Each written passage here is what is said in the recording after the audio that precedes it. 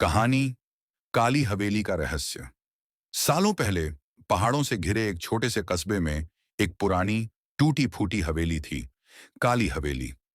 लोग कहते थे कि वहां रात के समय कुछ चलता है, कुछ ऐसा जो इंसान नहीं।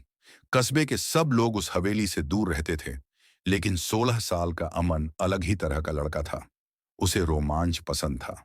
वह हमेशा रहस्यमय जगहों के बारे में पढ़ता रहता था।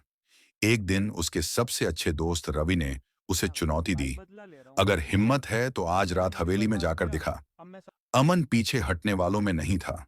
उसने चुनौती स्वीकार कर ली। रात 12 बजे हवेली का दरवाजा हवा में अजीब सी ठंडक थी। हवेली का फाटक अपने आप चरचराते हुए खुल गया। अमन के कदम अंदर पड़े ही थे कि किसी ने धीरे से फुसफुसाया, मत आ। अमन रुका, मुड़ा। कोई नहीं था। शायद हवा होगी, उसने खुद से कहा और टॉर्च जलाकर अंदर बढ़ गया। अंदर का अंधेरा, अंदर सदियों से कोई नहीं आया था। टूटे फर्नीचर, जाले और दीवारों पर अजीब अजीब निशान, जैसे किसी ने नाखूनों से खरोंच कर बनाए हों। अमन ने टॉर्च ऊपर की ओर घुमाई और अचानक उसे छत पर किसी के पैरों के निशान दिखे। उल्टे पैरों के। एक झटका सा लगा। ये क्या है?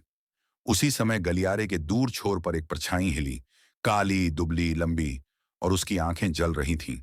अमन की सांसें तेज हो गईं। वह आवाज नहीं निकाल पाया। परछाई धीरे धीरे उसकी ओर बढ़ रही थी। कमरा नंबर 7। अमन भागते हुए एक कमरे में घुस गया। दरवाजा बंद किया। दरवाजे के बाहर किसी के नाखूनों की खरोंच सुनाई दे रही थी। कर्र कर्र कर्र। अमन कमरे में इधर उधर देखने लगा। कोने में उसे एक पुरानी डायरी मिली, धूल से भरी हुई। उसने तुरंत पढ़ना शुरू किया। डायरी में लिखा था, हवेली में एक श्राप है। हर अमावस्या की रात हवेली की औरत, काली प्रेतनी, अपनी आत्मा ढूंढने बाहर आती है। वह उसी को पकड़ लेती है जो बिना बुलाए अंदर आए। अमन समझ गया कि परछाई वही है। उसी समय टॉर्च बंद हो गई। फर्श पर किसी के चलने की आवाज आई, धीरे धीरे। और फिर किसी ने एकदम पास आकर फुसफुसाया, मैंने कहा था, मत आ। अमन का पूरा शरीर सुन्न पड़ गया। उसने पीछे मुड़कर देखा। कमरा खाली था, लेकिन अगले ही पल चारों तरफ से काली धुंध जमा होने लगी और उसमें से वही प्रेतनी उभर कर सामने आई। सच का खुलासा अमन डर से पीछे हट गया। प्रेतनी बोली, मैं तुम्हें नुकसान नहीं पहुंचाना चाहती। अगर तुम सच जान लो तो निकल जाओगे। अमन कांपती आवाज में बोला, कौन हो तुम?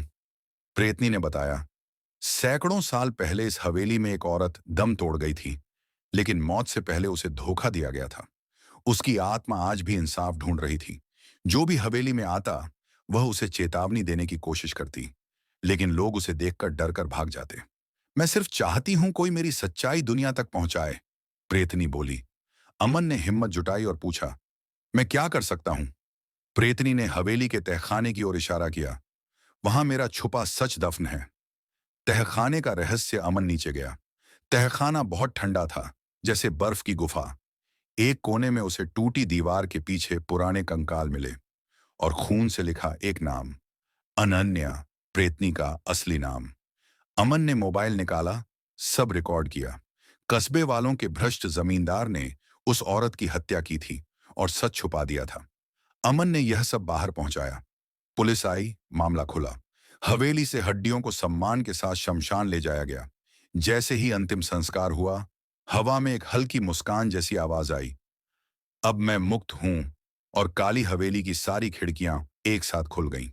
जहां कभी डर था, वहां अब सन्नाटा था। शांत सन्नाटा।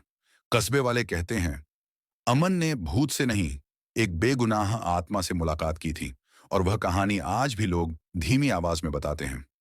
अगर आप चाहें, मैं इसी कहानी को 4000 शब्दों तक विस्तार करके और भी डरावनी, रहस्यमय और सिनेमैटिक बना सकता हूं।